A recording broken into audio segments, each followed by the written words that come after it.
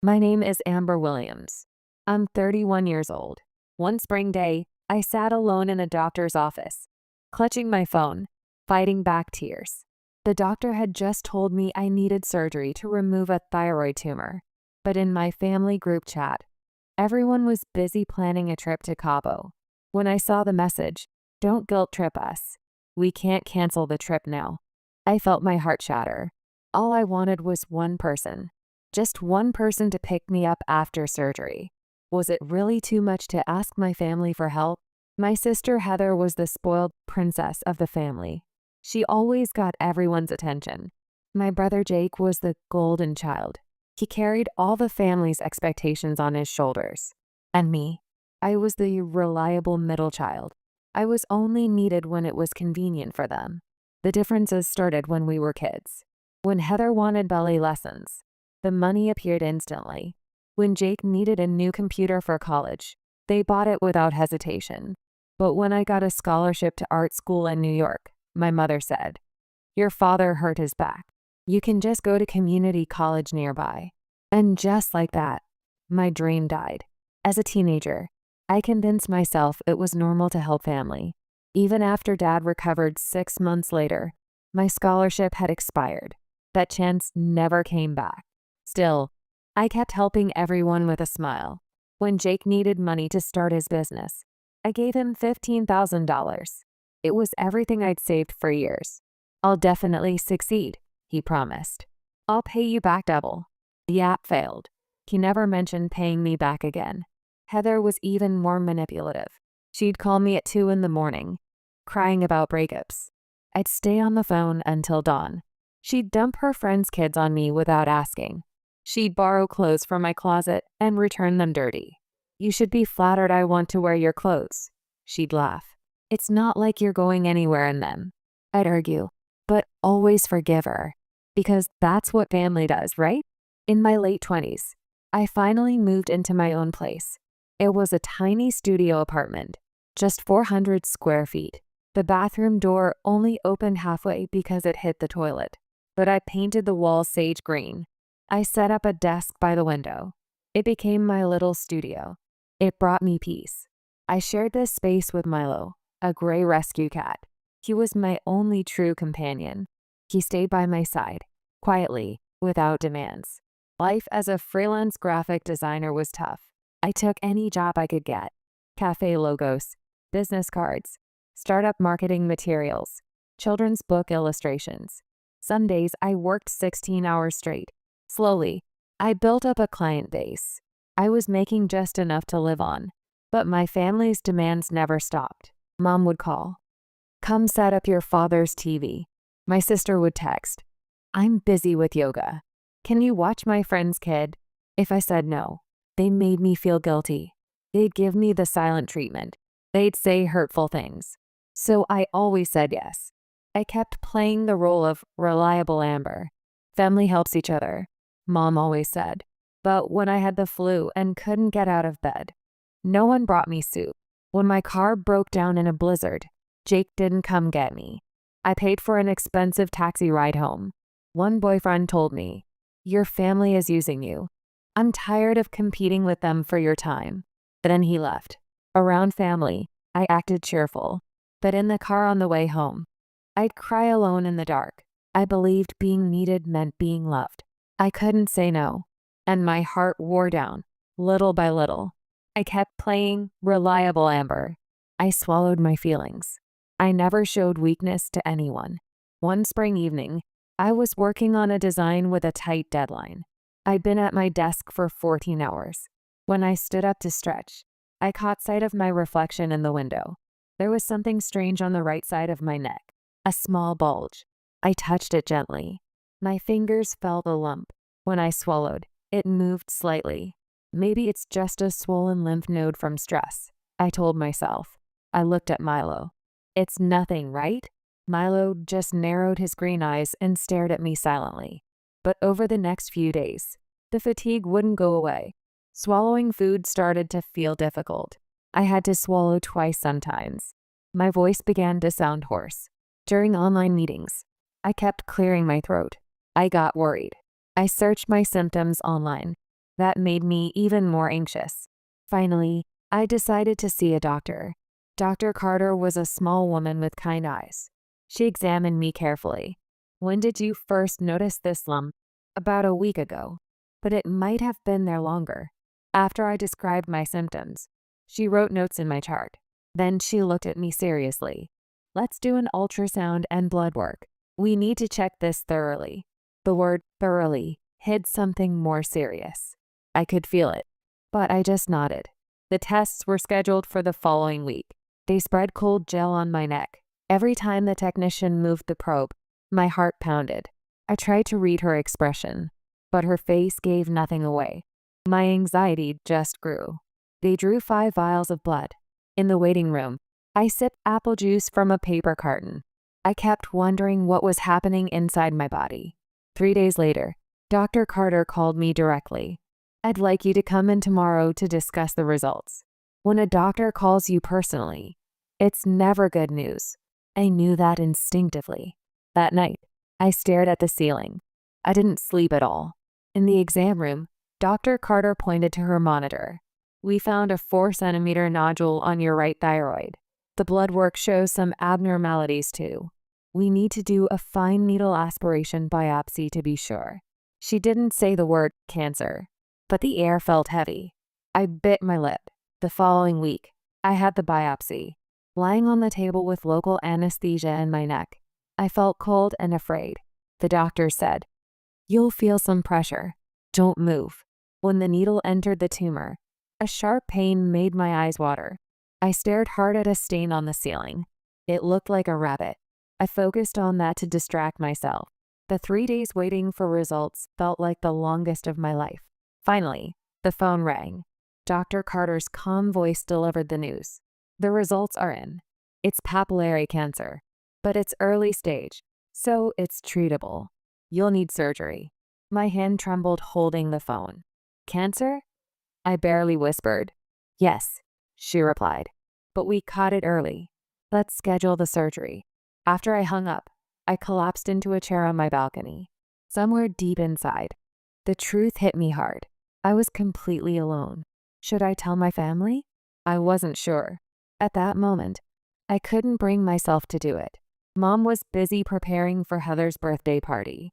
Dad was worried about Jake's job interview. I don't want to worry them, I told myself.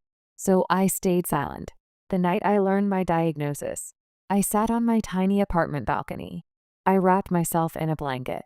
I stared blankly at the sidewalk lit by streetlights. The wind rustled the leaves in my potted plants. In the distance, an ambulance siren faded away. The word cancer echoed in my mind. It felt like ice had been lodged in my chest. What scared me most wasn't the disease itself. It was the reality that I'd have to face surgery and recovery completely alone. The next day, I met with a surgeon at the hospital. He explained that they'd need to remove my right thyroid lobe. I'd be hospitalized for 2 to 3 nights. He listed the risks of anesthesia. He mentioned my voice might be hoarse afterward. He told me not to move my neck too much after surgery. Every sentence felt like a small restriction being placed on my life. Without realizing it, my breathing became shallow. When I left the hospital, the sky was lead gray. Even though it was spring, the wind on my face felt cold. I took a deep breath and pulled out my phone. I opened the family group chat. Jake, Heather, Mom, Dad, and me. Dad was always busy with work. He rarely checked the family chat. The usual posts were there. Heather's new dress and cafe photos. Mom's emoji stickers. Jake's investment talk and humble brag updates about his life. I typed and deleted several times. Finally, I stopped and hit send. My surgery is scheduled for next week. It would really help if someone could pick me up on discharge day. The read receipts appeared one by one under my message, but several minutes passed with no response. I stood up to make more coffee. That's when I heard the notification sound. Heather replied first. "Ken, we can't cancel the Cabo trip now. You know how much we've been looking forward to it. We'll talk when we get back." At the end, she added a smiley face emoji. It felt like a cold needle piercing my heart. Then Mom replied, "Amber, don't guilt trip us. This is the first family vacation we've had in ages. You're an adult. You can ask a friend. Then Jake, we need this break too. Planning and paying for trips is stressful. There are discharge taxi services. Just use one of those. I stared at the screen, unable to move. 10 years ago, when Jake started his first company, I gave him $15,000 from my savings. The company failed. He never paid me back. He never even apologized. When Heather called me in the middle of the night crying, I listened for hours, even when I had work deadlines the next morning. When Dad needed help with hospital bills, I sold the camera I'd always wanted. Because we're family, I'd always told myself. But now, when I asked for help, all I got back were a few cold sentences.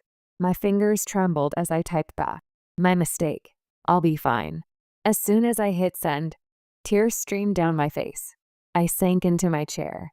Milo rubbed against my ankles, then jumped onto my lap. His small warmth felt like a gentle blanket over my broken heart. Over the next week, the group chat filled with vacation prep photos. Heather showed off her new swimsuit. Mom posted excitedly about the hotel's beachfront breakfast. Jake posted pictures of his gym-toned shoulders. He commented about his plans to run on the beach. Not one word about my surgery. Not one word about my health. I turned my phone face down. I opened a blank sketchbook. Every time I tried to draw something, my pencil just went in circles. Eventually, I wore a small hole in the paper. Since my family ignored my request, I booked a paid medical transport service. I asked my neighbor, Mrs. Patricia, to watch Milo. She hugged my shoulders and nodded firmly. I wrote down all the instructions, the amount of food to give him, where the litter box was. As I explained everything, tears came again. The night before I went to the hospital, I cleaned my entire apartment. I folded the laundry. I cleared out the fridge. In the morning, I took a taxi to the hospital. At the reception area, other patients sat quietly with their families. I checked in alone. I clutched the number they gave me. They put a wristband on me with my name and birth date. When I changed into the paper hospital gown, I felt like I was shrinking into nothing. The pre-op area was divided into small sections by white curtains. In the next cubicle, I heard a woman's voice, probably a wife. After this is over, we'll go out for your favorite food, she whispered. I took deep breaths. A nurse inserted a 4-needle into the back of my hand. The anesthesiologist spoke gently. You'll feel a little pinch. Just relax. Then the nurse asked, is your family here? I shook my head slightly. She frowned for just a moment. Then her expression became calm again. When everything was ready, they wheeled me into the operating room. The ceiling lights were brighter than I'd imagined. The machines pulsed with rhythmic sounds all around me. I said a short prayer in my mind. Please let me come back safely. The world began to fade. The light grew dimmer. When I woke up, my throat felt strange. When I tried to speak, only a raspy breath came out. A nurse hurried over. She read my lips, trying to form words. She explained slowly. The surgery went well. You shouldn't try to talk for a while. On my bedside table sat a small potted plant from the hospital. Instead of a bouquet from someone I loved, there was just this small plant. Its leaves caught the light. That evening, Christine, the surgical assistant nurse, came to my bedside with my chart. She asked in a calm voice, will someone be coming to pick you up on discharge day? I shook my head. My throat hurt too much to speak. She paused, searching for words. Then, with gentle but firm eyes, she continued. Understood. I'll be right back. She returned to the nurse's station and made a phone call. I could hear her rapid English through the glass. It rose and fell like waves. I lay there in my hazy consciousness, watching her shadow through the curtain. A few minutes later, she came back. She gently pulled my blanket up to my shoulders. The next morning, I was still half asleep when I heard a faint voice calling my name. Amber, I'm so sorry. It was Mom. Her eyes were red from crying. She held my hand. Behind her stood Jake and Heather. Jake looked away. Heather's mascara was smudged. She sniffled. All three looked exhausted. They said they'd come straight from the airport. Later, I learned that Christine had called Mom internationally. When she explained my condition, Mom dropped her fork in the hotel breakfast room. She checked out immediately and rushed to the airport. She flew back the next morning. "Why didn't you tell us it was cancer?" Mom's voice trembled. I couldn't speak. I grabbed the notepad by my bed. My hand shook as I wrote. "You didn't need to come." But deep down, I felt relieved I wasn't alone. Mom closed her eyes and held my hand with both of hers. Heather kept saying, "I'm sorry," through the bed rail. Jake stood and sat restlessly. Finally, he pulled a small bag from his pocket. "I got this plant from the hospital gift shop. The care instructions say to water it like this."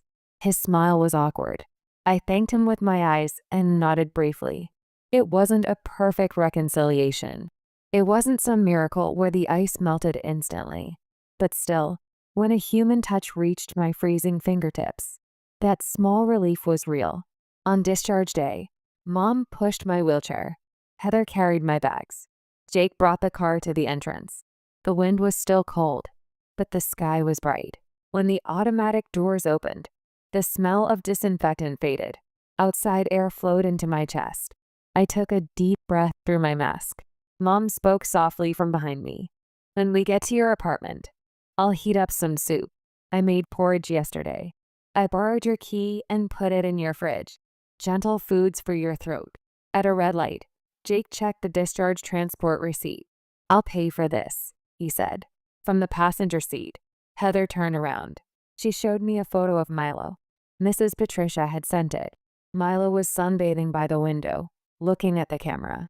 When we arrived at my apartment, Mom went straight to the kitchen. She started heating soup. I lay down on my own bed. I wrapped myself in my blanket. With 3 family members in my small space, it felt cramped, but that crowdedness felt comforting right now. Heather pulled out the vacuum. Jake checked if the bathroom light bulb needed replacing. He untangled some cords. In the awkward silence, there were genuine attempts to help. I closed my eyes and just listened. The pot bubbling on the stove, the sound of Heather vacuuming, the metallic sound of Jake opening his toolbox. Between the sounds, Mom would come to my bedside. She'd touch my forehead and whisper, "No fever." Good.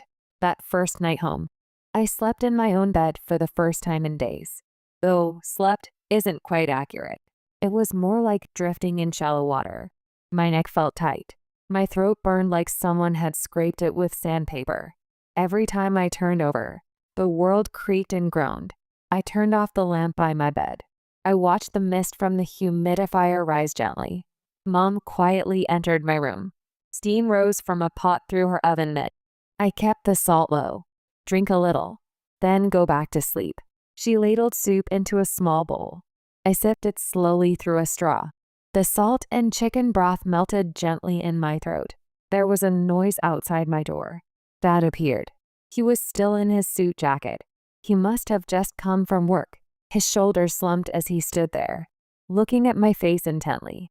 "I'm sorry," he said. Dad's voice was low. The words seemed forced out. "I've always run away. I knew you were working so hard, but I pretended not to see it. When I hurt my back, I used it as an excuse to make you give up on college. It was all because I was weak." Dad pressed his hand against the wall. He took a deep breath. "From today, I'm going to change. It might be late, but I'm going to do it." Mom gently placed her hand on Dad's back. I nodded slightly. I couldn't speak yet, but instead, a single tear rolled down my cheek. Dad lowered his eyes and walked back to the living room. Mom kept checking my forehead for fever. She didn't say more apologies. Just her footsteps going back and forth between the kitchen and bedroom spoke for her. The next morning, I woke up in my own bed. I saw the sage green color of my walls. It reminded me this was my room, not the hospital. From the living room came the sound of the vacuum. I heard Mom talking on the phone. The family had stayed at a nearby hotel last night. Dad had gone back home early for work. Mom said he'd return in the evening. Heather appeared at my bedroom door with a vacuum. She wore a bright hoodie and no makeup. When she saw me, her eyebrows formed a worried angle. "I'm not great at cleaning, but I'll do it. Just tell me what to do. The floor just needs a quick sweep. Don't touch the glass. You'll break it." When we exchanged light jokes, Heather looked relieved. She started cleaning the hallway. The vacuum sound faded. By the window, Milo meowed softly. I petted Milo and looked down at my neck wound. Flesh-colored tape ran vertically. It was still red. Voice rehabilitation would start a bit later. Jake came in the afternoon. He carried a toolbox and a paper bag. The toolbox was for changing the bathroom fluorescent light. The bag had gauze and antiseptic from the pharmacy. He sat at the kitchen table and placed a receipt in front of me. I'm covering today's expenses. The discharge transport, the hospital parking. If it's hard to talk about, email me later. It's not hard. Thank you. Jake nodded and headed to the bathroom. Soon I heard the sound of the light cover being removed. I looked at the living room clock. 2 in the afternoon. I had 2 work emails. The deadline was next weekend. I opened the reply window. I wrote a message asking for an extension. My hand didn't shake. What shook was my heart, finally being able to say what I needed. On the morning of the 3rd day, Dad was in the kitchen early. It was such an unusual sight that I couldn't believe my eyes. I tried to make porridge. Dad pointed sheepishly at the pot. Inside was slightly watery porridge with a pickled plum floating in it. It wasn't perfect, but when was the last time I'd seen Dad cook? Thank you. My voice was hoarse, but I got the words out. Dad smiled with relief. He ladled some into a small bowl. It was a little bland, but it was warm. From now on, I'm going to do more around the house. I left too much to you. I left too much to your mother. Dad sat across from me at the table. He gripped his mug with both hands. I used work as an excuse to run away, but that's just what it was. An excuse. I'm going to face things properly now. I nodded. I still couldn't say much, but I looked Dad in the eyes. He looked straight back at me. In the evening, all 3 were there. Mom was heating soup in the kitchen. Heather was unpacking shopping bags. Jake was organizing electrical cords. When I got up from bed and moved to the living room, Mom pulled out a chair. Heather handed me a cup with a straw. Jake adjusted the chair height. It was awkward, but everyone had a role now. I want to set some rules, I said. All 3 stopped what they were doing. They turned down the TV. They looked at me. I chose my words carefully. My body is recovering right now, so I want to organize how we ask each other for help. Urgent things go to Mom. Rides and errands go to Heather. Repairs and heavy lifting go to Jake. I won't take on extra requests. When I can't do something, I'll say I can't. When I can, I'll say I can. Let's keep this up for a while. Silence fell. Then Heather raised her hand. I agree. I'll handle the driving. I'll set reminders on my phone. Pharmacy, hospital, grocery store. I'll organize them by day. I'll do cooking and laundry. I'll keep the seasoning light. When Mom spoke, Jake scratched his head. I'll handle money matters. What needs to be paid back, I'll pay back. It'll be in installments, but I'll send something every month. I relaxed my shoulders. My fingertips felt warm. We didn't need a lot of rules. We just needed one boundary line and one promise. If we break it, we apologize. If we keep it, we acknowledge it. That's all. How long are you guys staying? I asked. Mom thought for a moment before answering. We'll be here all week. Your father will only come in the evenings because of work. Starting next week, we'll take turns checking on you until you say you're okay. You don't have to come every day, but let's stay in touch. Of course. I promise. On the 3rd day, I went to the hospital for speech therapy.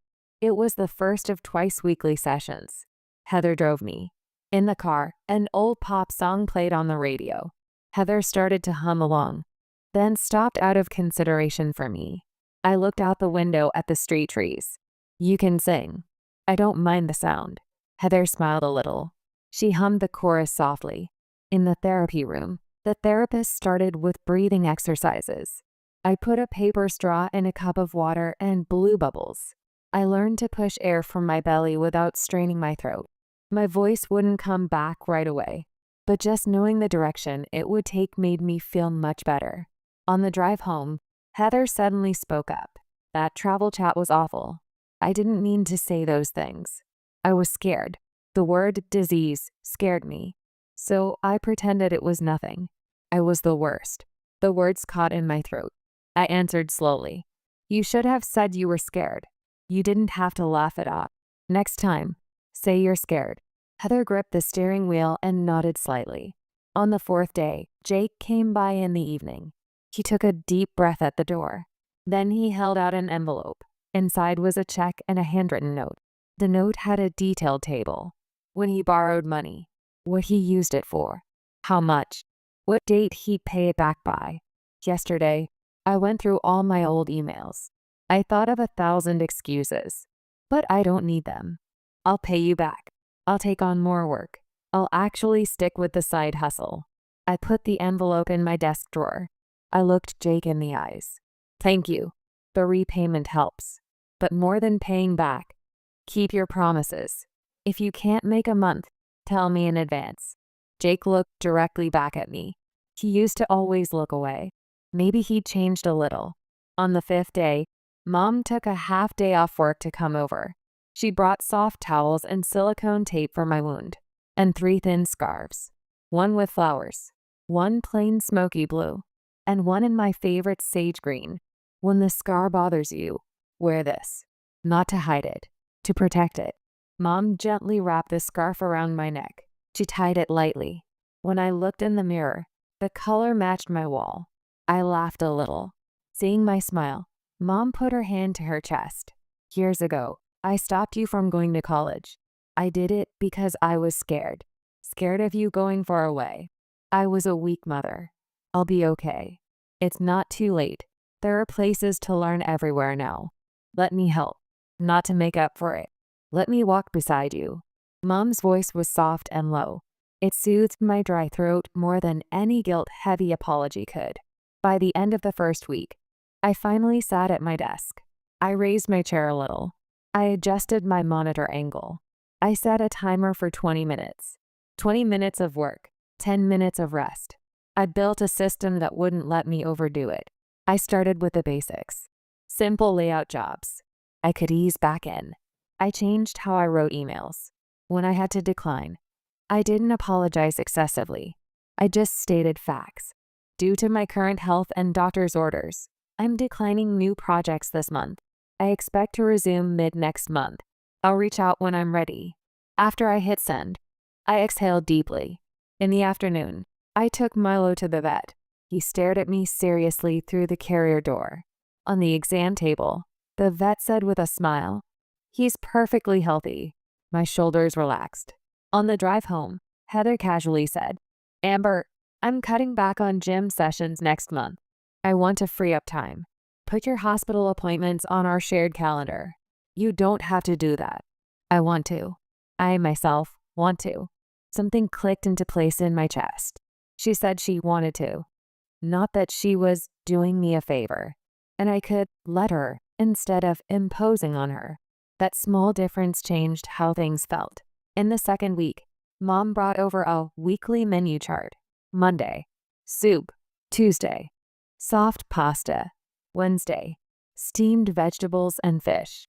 Low salt, easy on the throat. At the bottom of the menu, I added one line. Eat delicious food without guilt. Mom read it aloud and laughed as she nodded. Jake sat down his toolbox and started tidying a corner of the living room. He bundled cables. He rearranged the extension cords. He repositioned the router. I watched from my chair. You look like a pro, Jake. I used to just take things apart. Now I can put them back together. That's growth. That's age. We laughed together. The kind of laughter felt different now. At night, I opened my journal. I wrote boundary operations at the top of the page. I listed small events. I said no when I needed to. I asked for help. We decided on meals together. Payments were shared in advance. None of it was headline news. But I finally understood. Repairing a life isn't about big renovations. It's about these daily small adjustments. In the third week, my speech therapist said something important. Your voice isn't just sound. It's also the shape of your boundaries. A strained voice tends to cross other people's boundaries. A voice that's too weak makes your own boundaries unclear. Right now, your voice is returning to the middle. When I got home, I wrote a short note to my family. This week, I'll keep conversations short. Sometimes I'll reply with just one word. If my responses are short, it doesn't mean I love you any less. I left the note on the table. Mom gave a thumbs up. Heather drew a heart.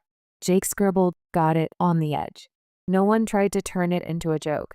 That evening, Mom said something unexpectedly. Since you came home, you haven't said, I'm sorry once. I'm proud of that. I laughed. I nodded slowly to protect my throat. I said, thank you in a small voice. It reached her clearly, surprisingly clearly. At the end of the 4th week, I opened my sketchbook on my desk. Using a pencil the same sage green as my walls, I drew a woman's profile. She had a small scar on her neck. I didn't erase the scar. Instead, I added a ribbon of fabric over it. The end of the ribbon fluttered as if caught by wind.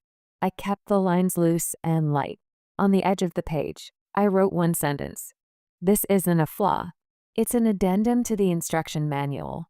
I took a photo with my phone. I sent it to Mom, Jake, and Heather. Emoji responses came back immediately. Mom sent flowers. Heather sent applause. Jake sent a thumbs up. A moment later, Heather messaged, let's buy a frame. Let's hang it in the family living room. I laughed and replied, in my room first, so I see it every morning. Heather replied, got it. Then after a pause, but someday, lend it to me. I promised someday. I'm returning to myself, little by little, but not to my old self, to a new self with redrawn boundaries. My relationship with my family won't go back to the way it was either. And that's okay. Like a stretchy elastic band. We come close when needed. We separate when needed. I decide. My family decides. We do our best to keep our word.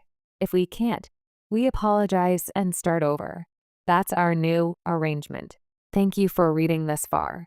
Do you have boundaries in your life you want to redraw? Write it down. Even just one word. Even just a scrap of paper. Post it somewhere. Tomorrow will feel a little different. 3 months later, when spring scent drifted through my window, I went out into the city.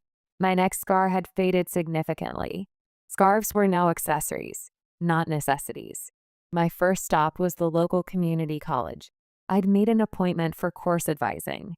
I wanted another shot at art school. In the lobby, there were displays of pencil drawings and ceramics. All of them had that energy of unfinished potential. I sat with my advisor. In a calm voice, I said, I want to start over with art. Is it too late? The counselor smiled. There's no such thing as too late in the classroom. All you need is the courage to start today. When I returned to my apartment, Mom was waiting with coffee. On the kitchen counter sat a paper bag. Inside were colored pencils and a sketchbook. They had a student discount today. Mom looked a little shy. Heather leaned against the wall. When you have your first exhibition, I'm definitely going. I'll be your biggest fan. Jake pulled an easel from the bottom of the bag and shrugged. This was in the garage. I fixed it. You can use it now. The phrase that used to bind me, because we're family, had somehow transformed. Now it meant, because we're family, we support each other. Of course, the past hadn't completely disappeared. Scars remained. Sometimes they ached, but not hiding them had become my strength. On my first day of class, I stood in front of a canvas. I drew a sage green line in the white space, the same color as my bedroom wall. The line curved and spread. Eventually, it became the entrance to a new forest. The student next to me spoke up. That color is really nice. It's calming. I smiled. It's my protective color. When I got home, Milo rubbed against my ankles. My family gathered in the living room. Mom put a slice of cake on a small plate and said, welcome home. Heather took photos of my work with her phone. Jake measured the frame size. As I took in the scene, I thought to myself, some of what was taken from me can never be recovered, but there's so much more I can still build. That night, I wrote in my journal, I've reclaimed my voice, my boundaries, my dreams, and my family is within reach in a new form. I've walked through days of unfair hurt, and I've risen again. Is there someone around you who's standing back up? Share this story. Send them some encouragement.